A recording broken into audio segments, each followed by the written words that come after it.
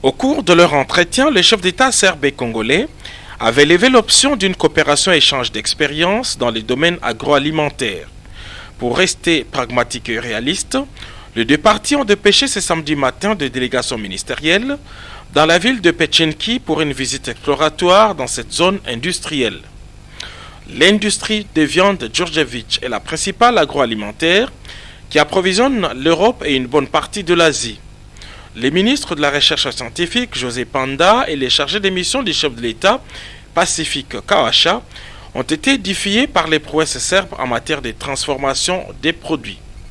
Au moment où le chef de l'État, Félix-Antoine Tshisekedi Tshilombo, entend diversifier l'économie en priorisant l'agriculture, l'expérience serbe est la bienvenue au Congo. Le chef de l'État nous a demandé ce matin de venir les représenter ici pour venir visiter. Et là, c'est un programme du chef de l'État. Nous pensons que dans le cadre de la coopération, des partenariats entre les deux républiques, nous allons pouvoir, avec tout ce que nous avons comme potentialité en terre, en termes de terres arables, tout ce qu'il faut, il faudrait qu'on puisse essayer d'amener cette technologie au niveau de notre pays. C'est ainsi que l'agriculture, l'industrialisation liée à l'élevage ont intéressé les deux chefs d'État. Et nous pensons que dans les jours à venir, les ministères de l'agriculture, les ministères de technologie, d'innovation technologique, qui est mon ministère, nous allons pouvoir mettre en pratique cette nouvelle technologie qu'on peut amener, pourquoi pas, dans les Ituri, Sud Kivu et Nord Kivu, qui sont potentiellement habitués à avoir des élevages aussi élevés. De leur côté, le Serbe voit en la République démocratique du Congo un débouché et un potentiel partenaire fiable. Alors, dans cette région-là, c'est plutôt l'agroalimentaire. Alors, il y a le porc, il y a aussi le maïs, le blé, il y a aussi beaucoup de fruits. Il y a des pommes et ainsi de suite. Et c'est une production variée d'agriculture. Alors, la Serbie est prête pour envoyer les représentants de 2 instituts agriculteurs pour faire des expérimentations, pour faire des tests sur le sol, pour faire la production de blé et aussi de maïs, selon et aussi de soja sur les niveaux réguliers européens. Plusieurs jeunes Congolais sont actuellement boursiers dans les Balkans et en Serbie. Avec le réchauffement des relations avec la République démocratique du Congo, leur nombre devrait doubler.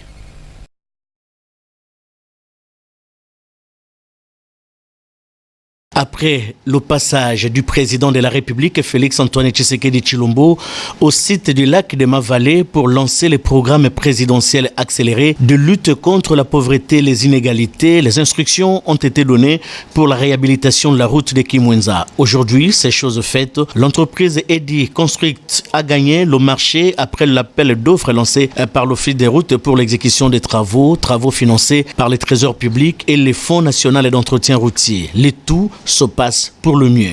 Nous avons eu la responsabilité d'ouvrir cette route pour aller jusqu'au lac. Nous sommes en train de faire une nouvelle route, une route pratiquement du 0 à 100%. Quoi. C'est-à-dire que nous devons faire tous les travaux jusqu'à faire une route asphaltée. Bon, nous avons prévu 15 jours encore de travaux. On est dans une saison de pluie. Bon, de temps en temps, on est obligé d'arrêter pendant 2 ou 3 jours. Mais je crois que d'ici 15 jours, on peut terminer cette pente ici. Sur une autre bretelle, les travaux du genre s'y exécutent. Ouverture de la chaussée, reprofilage, rechargement, construction des bordures, construction des saignées et pour l'évacuation des eaux de pluie. Question de sauver également les rails sur une partie de la voie ferrée qui mène vers le Congo central. Tout se passe sous le regard vigilant des ingénieurs du bureau technique de contrôle. La prise en charge des enseignants de la République est une réalité. Le service de contrôle des payes des enseignants, SECOP, est formel. Son directeur national, Delon Kapaï, confirme l'effectivité de l'amélioration des conditions par le gouvernement. Actuellement, nous avons un effectif de 499 151 enseignants qui sont payés. Nous avions dit au gouvernement, aujourd'hui, les moins payés à 125 000, un peu plus. Pour arriver à 165 000 francs, il faut ajouter 39 087. Le gouvernement a ajouté 39 087 à tous les enseignants de la République. La deuxième décision du gouvernement, c'était d'allouer des indemnités de transport et de logement. Et le gouvernement avait décidé que pour les logements, que l'enseignant de Kinshasa et de Lubumbashi ait 85 000 francs par mois. Pour les transports, le gouvernement avait retenu les mêmes montants, 85 000, ce qui donne 170 000, plus les 39 000 que le gouvernement avait ajouté pour réajuster les salaires des enseignants, ça donnait 209 000 francs 0,87. On s'est mis d'accord qu'on puisse donner aux écoles qui ont de 1 à 11, il y en a 11 classes, 90 000 francs. Et les écoles qui ont de 12 à 18, le gouvernement avait accepté de donner 400 000. Et les écoles à partir de 19 plus avaient 600 000. Et les écoles de prestige ont reçu des millions de francs.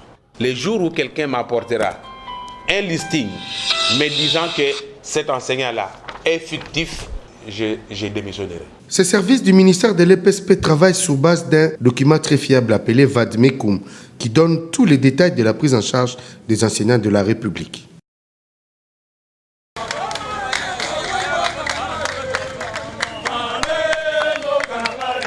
Dans cette salle se dessine l'avenir de milliers d'emplois menacés de disparition dans les secteurs du commerce. Ces travailleurs des établissements commerciaux des Indo-Pakistanais du Grand Marché qui étaient de nouveau dans la rue, avec des revendications traditionnelles liées aux conditions de travail précaires, l'amélioration de leur enveloppe salariale, les heures de travail. À cela s'ajoute le non-respect du SMIC. Demande qu'une seule chose au gouvernement de la République démocratique du Congo, de prendre des mesures conséquentes pour protéger l'emploi en RDC. Face à la montée de la tension, la ministre d'État, ministre de l'Emploi, Travail et Prévoyance sociale, Dr Nene Ilunga-Nkulu, tape du poing sur la table et appelle le service privé des placements au strict respect des dispositions légales et réglementaires en République démocratique du Congo. Après avoir rencontré dans la semaine la Fédération des entreprises du Congo, les syndicalistes et les représentants des travailleurs, Dr Nene Ilunga-Nkulu rappelle à l'ordre les employeurs du secteur du commerce par rapport aux droits reconnus aux travailleurs congolais par le Code du travail. Des instructions claires et précises sont données pour le respect des heures de travail et le repos hebdomadaire. L'application stricte du SMIC ne doit pas faire l'objet de discussions. Les sociétés privées de placement, des sociétés de sous-traitance ainsi que le représentant des travailleurs sont donc convoqués pour cela dès ce lundi 28 octobre 2018 au cabinet de la ministre d'État. En prenant ces mesures, Nene Ilunga-Nkulu veut remettre de l'ordre dans ce secteur du commerce en République démocratique du Congo et protéger des milliers d'emplois. La promotion de l'entrepreneuriat des jeunes et des femmes pour l'émergence d'une classe moyenne congolaise digne de ce nom et la création des richesses et de l'emploi constitue l'un des axes prioritaires du gouvernement à travers le ministère des classes moyennes, petites et moyennes entreprises et artisanat. La visite ce samedi 26 octobre 2019 du ministre Justin Kalumba Mwanangongo à la foire Kitunga organisée par les femmes entrepreneurs en compagnie de son collègue en charge des relations avec le Parlement, Deo Koussou, en est un exemple éloquent. Les deux membres du gouvernement se sont rendus compte du travail réalisé par ces femmes dans la transformation des produits agro-industriels et dans le secteur textile. Par rapport à cette farine panifiable à base de manioc, nous demandons au gouvernement de nous aider à avoir des minoteries qui vont nous permettre à produire cette farine en grande quantité. Qu'est-ce qu'on gagne? On gagne dans les devises. Si on importait 100% de farine de blé pour donner du pain et aux Congolais, on va importer 50%. Les autres 50%, on fabrique la farine ici. Pour le ministre Justin Kalumba, cette visite n'est pas un loisir, mais plutôt une occasion pour s'imprégner de la réalité afin de rendre le secteur des petites et moyennes entreprises un secteur porteur de croissance. Je suis impressionné par le dynamisme des mamans. Notre pays, c'est un sous-continent.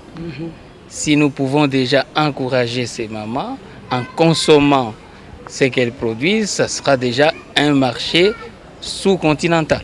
Et il faut arriver à faire certifier ces produits, nous assurer qu'ils sont vraiment dans les normes en termes d'emballage, en termes de normes sanitaires et phytosanitaires. Mais après, nous allons encourager la consommation des masses.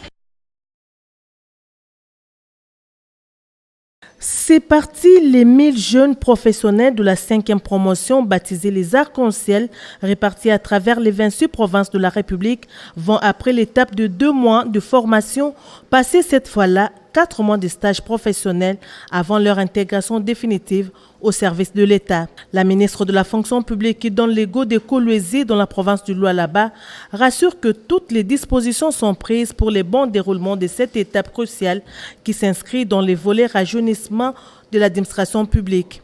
Yolande Bongo Songo a par ailleurs attiré leur attention sur la responsabilité les obligeant à garder toujours ces standards d'excellence. Je compte sur le dynamisme du gouverneur de Lualaba afin de porter ce plan stratégique à la conférence des gouverneurs.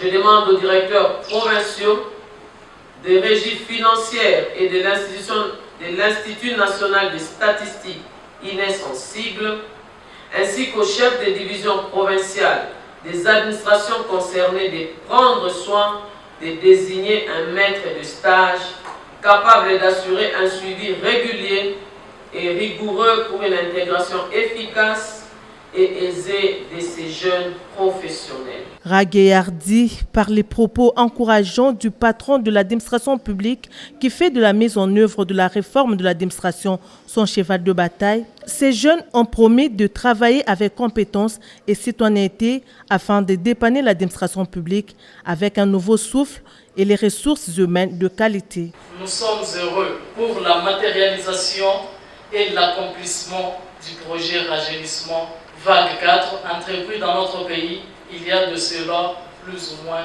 2 ans, étant vers son aboutissement. Il est certes vrai que la 4e vague a connu plusieurs innovations technologiques, organisationnelles et la prise en compte du quota équitable pour le 26 provinces, chose qui n'a jamais été faite pour le vague précédente et nous en sommes très satisfaits. Cette activité a connu la présence du vice-gouverneur du Lualaba, les députés nationaux et différents formateurs, parmi lesquels le directeur général de l'École nationale de l'administration, Banza Ouakilessa.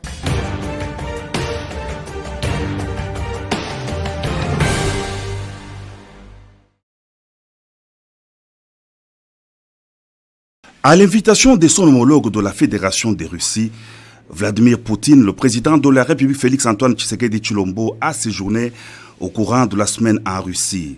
Le chef de l'État, qui est arrivé dans la ville balnéaire russe de Sochi, en compagnie de son épouse, la première dame Denise Nyakeru Tshisekedi, est allée participer au premier sommet Russie-Afrique du 23 au 24 octobre 2019.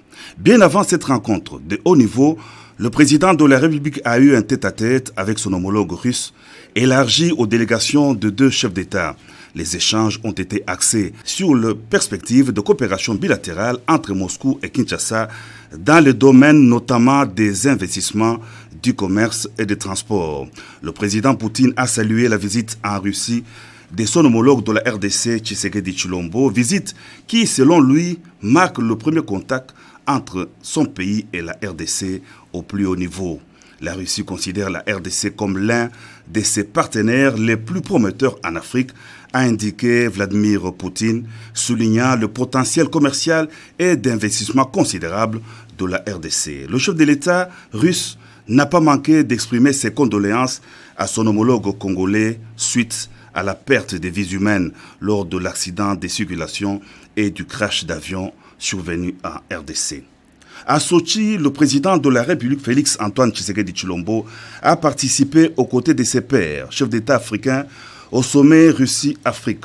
Dans son allocution, le chef de l'État en a appelé à un partenariat Russie-Afrique mutuellement avantageux. Le Forum économique Russie-Afrique est judicieux pour réfléchir sur les orientations nouvelles dans les relations économiques, a souligné le chef de l'État, qui a souhaité plein succès aux assises de Sochi, dont la mise en œuvre des résolutions devraient permettre notamment l'installation des usines locales de transformation, des industries extractives et de l'agroalimentaire, ainsi que le transfert des technologies. Le chef de l'État a officiellement invité son homologue président de la Fédération de Russie à venir en RDC.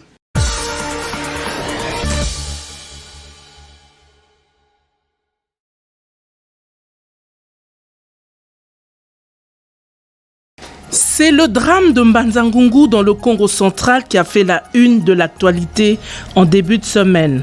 Cet accident routier a fait 31 morts et 18 blessés graves. Aussitôt informé, le chef de l'État instruit le gouvernement central pour la prise en charge.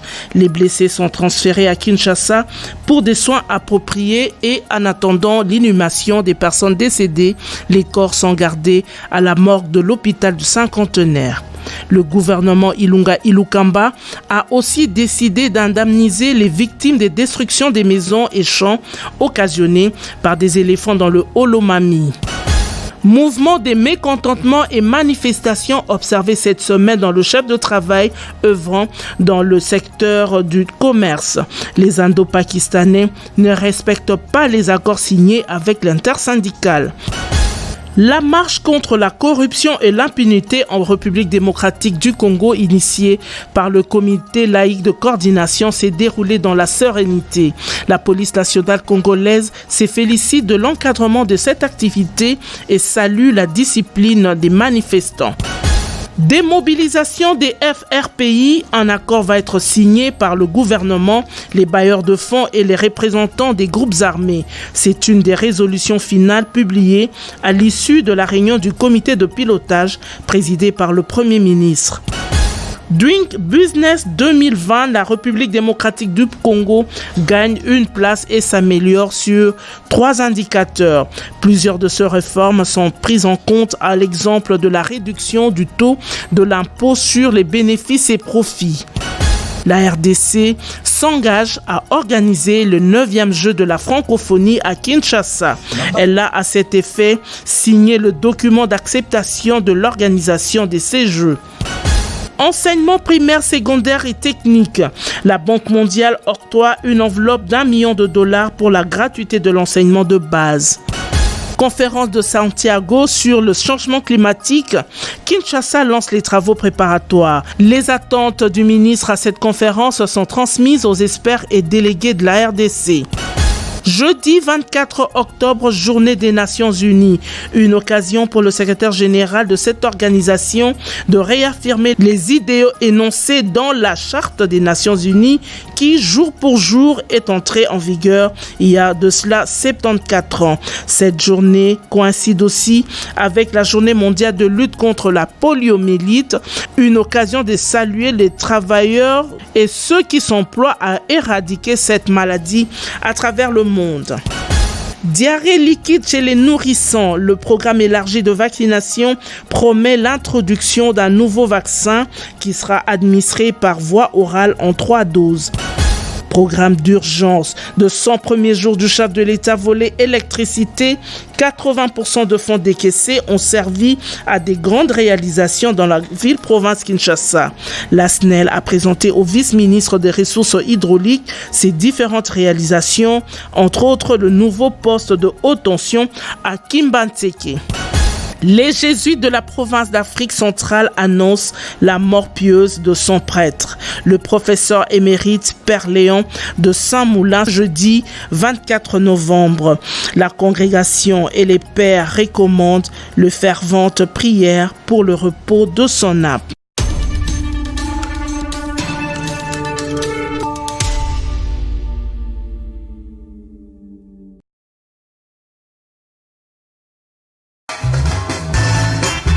Kisangani, la capitale provinciale de la Chopo, bénéficie des doubles statuts de 3e pôle économique du pays et de 3e ville universitaire de la République démocratique du Congo.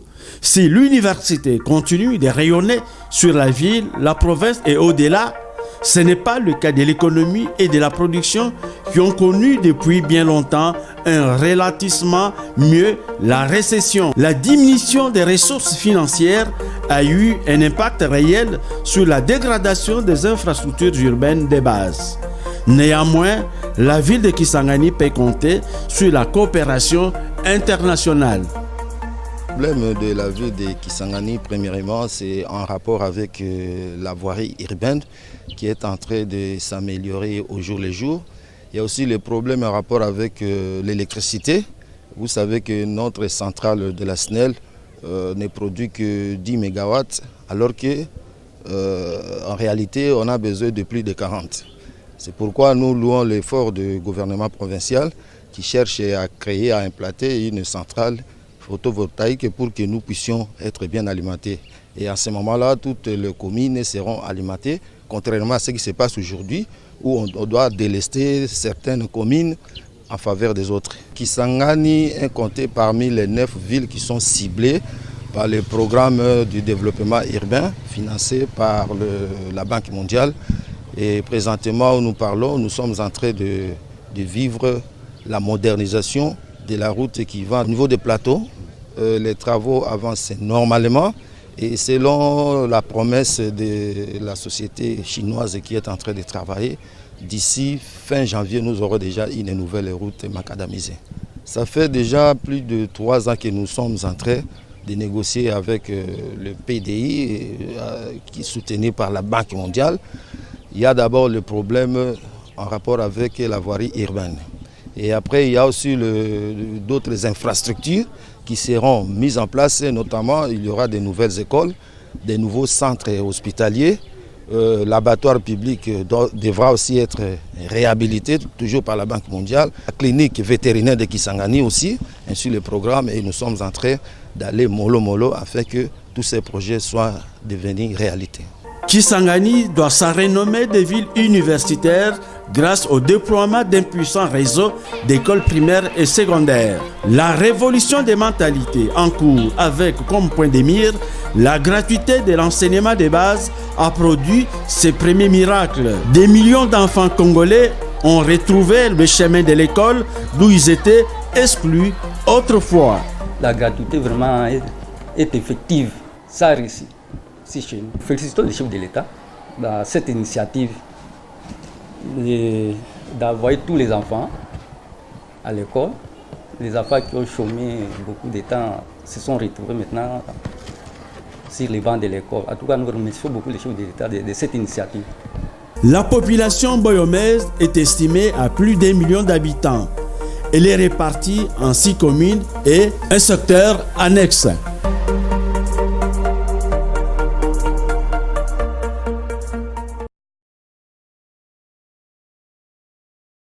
La voie publique est accessible à tous les usagers sans exception, mais l'occuper de façon illégale est condamnable et punissable.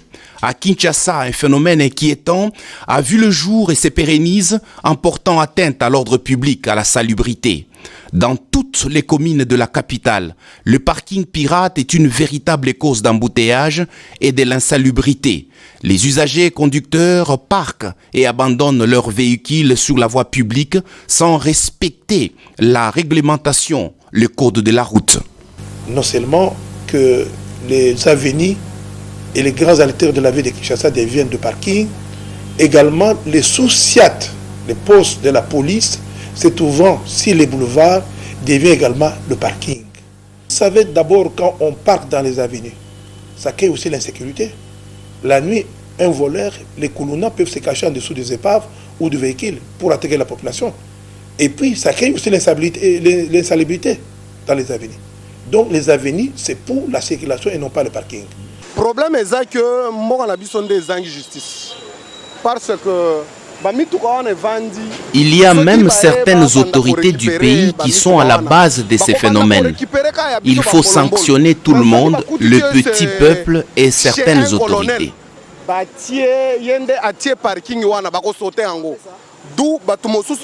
exemple, moi je suis de ce quartier. C'est lui qui a causé tout ce parking, c'est un colonel. La problématique de parking pirate à Kinshasa, comment y mettre fin et quelles options prendre? Il nous crée un problème puisque vous savez, la plupart de nos routes, c'est des routes simples, une seule voie. Vous voyez, il y a une voie d'aller-retour. Lorsque vous bloquez déjà une voie, vous créez un problème pour d'autres usagers de la route. Ça, nous condamnons et la loi condamne et le code de la route condamne. Nous demanderons à ceux qui ont cette habitude-là de mettre le véhicule, même des garages sur la voie publique, de pouvoir les enlever, de ne pas créer des obstacles pour d'autres usagers de la route. Nous essaierons d'être très sévères pour cette fois-ci, avec les obligations des autorités. Nous allons réprimer avec l'appui des autorités politiques administratives ceux qui ont érigé des routes en garage, ceux qui ont érigé les routes en parking. Et Vous savez, la loi autorise le parking et l'arrêt, mais dans les délais prévus par la loi. Pour que cette opération soit une réussite, je voudrais proposer au gouverneur de la ville de Kinshasa que nous, en tant que députés élus de la ville de Kinshasa, de pouvoir sensibiliser la population, d'enlever tout ce qu'il y a comme véhicule dans les avenues et dans les artères de la ville de Kinshasa. Également sensibiliser la police ayant les sous-siats au bord du boulevard, de comprendre que les sous-siats ne sont pas de parking. Et j'invite également l'hôtel de ville à réfléchir dans les différentes communes, de créer les parkings dans les différentes communes. Et ces parkings pourront aider l'hôtel de ville de rentabiliser les recettes. Par exemple, les maisons communales peuvent être considérées comme des parkings où la population paye et une partie peut aider la commune, une autre partie à l'hôtel de ville. Le phénomène parking pirate est une gangrène à Kinshasa, capitale congolaise. L'opération d'assainissement dénommée Kinbopeto, lancée par le chef de l'État, pourra-t-elle éradiquer cette pratique incivique? Il a fait partie de 7 membres du gouvernement qui ont accompagné le chef de l'État, Félix Antoine Tshisekedi Tshilombo, au sommet Russie-Afrique. Didier Mazenga Mukanzu, ministre des Transports et Voies de Communication, revient sur les grands axes des accords passés avec la Russie, singulièrement dans le domaine des transports. Nous avions échangé avec le partenaire russe, notamment pour le développement de notre pays. Ce qui concerne mon ministère, le ministère des Transports et Voies de Communication, parmi les thématiques, il a été prévu la transformation des infrastructures de domaine de transport. À cette occasion, nous avions signé un mémorandum d'entente entre une entreprise russe de chemin de fer et le ministère des Transports que je représente. Nous nous sommes aussi engagés avec une entreprise russe qui va financer ces projets avec un montant de 500 millions de dollars américains. Et ces partenaires seront ici dans 10 jours pour pouvoir concrétiser ce que nous sommes engagés. C'est pourquoi j'insiste pour dire que c'est très important. Le ministère des Transports est tout près de la population, vous le saviez bien, et qu'on ne peut pas développer un grand pays comme le Congo sans les transports. Les sommets Russie-Afrique étaient consacrés au développement, à la paix et à la sécurité. Soutenir l'éducation des jeunes et la bonne santé pour tous, une vocation qui s'est assignée le député national René Otchoudi Olamba en soutien aux actions des autorités du pays. En séjour dans les Hauts-Katanga, l'élu de Lubumbashi est allé s'imprégner des conditions dans lesquelles se déroulent les cours dans quelques écoles de Katumba, dans l'enceinte de l'Athénée, avant de faire une ronde au complexe scolaire et lycée Kiwele. Une assistance financière a été remise aux responsables, une manière de soutenir la gratuité de l'enseignement lancée par le chef de l'État. La gratuité, elle est réelle, elle est là. Les enseignants sont motivés, compte tenu des salaires alloués au chef de l'État, mais du côté des frais de fonctionnement, c'est vraiment dérisoire.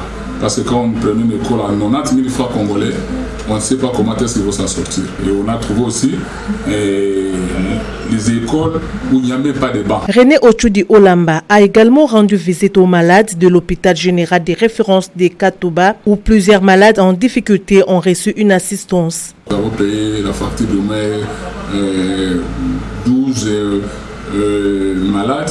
Il y a 2 aussi que nous avons pris en charge. Il y a un enfant qui est là, une situation un peu compliquée, et que nous avons dit qu'on va soutenir son soin médical jusqu'à la fin. Un autre problème qui préoccupe l'élu de Lubumbashi, c'est celui du manque d'eau à l'EP1 Katuba 4 et les débouchages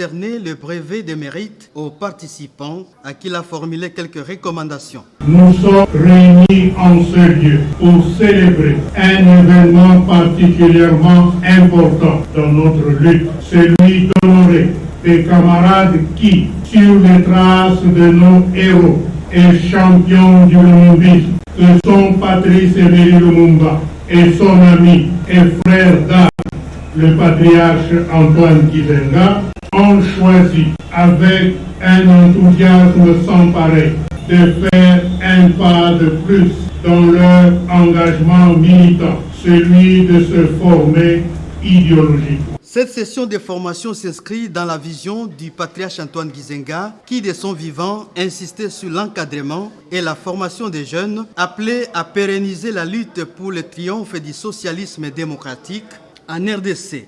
Le bénéficiaire de cette formation ont remercié le secrétaire général Gizenga Lugui pour cette sollicitude, prouvant par là que le parti est bien debout.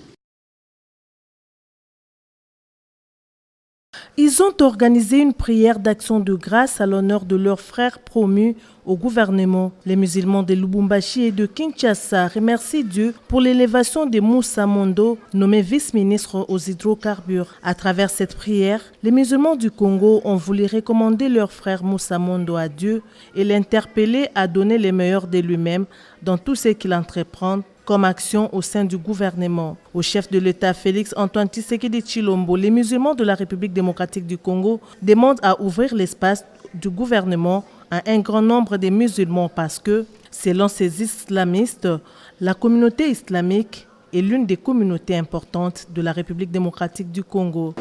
Nous rendons grâce à Allah, Dieu du monde, qui élève qui il veut et quand il veut. Nous remercions le président de la République, chef de l'État, son Excellence Félix Antoine Tshisekedi Tshilombo et son Excellence Monsieur le Premier ministre Sylvestre Ilunga Ilukamba pour cette nomination. Nous remercions également son Excellence Joseph Kabila Kabange, président de la République honoraire et sénateur à vie, autorité morale de l'FCC, président national du PPRD, pour ses choix judiciaires. Je remercie les Tout-Puissants de voir que autant avoir un que rien. Le conseil qu'on peut donner aux membres du gouvernement, d'avoir dans la tête qu'ils sont venus pour servir l'État congolais. Signalons qu'à Kinshasa, cette prière d'action de grâce a eu lieu à la mosquée Ar Rasoul dans la commune de Ngalema au quartier Basoko et à Lubumbashi dans la mosquée du Carrefour.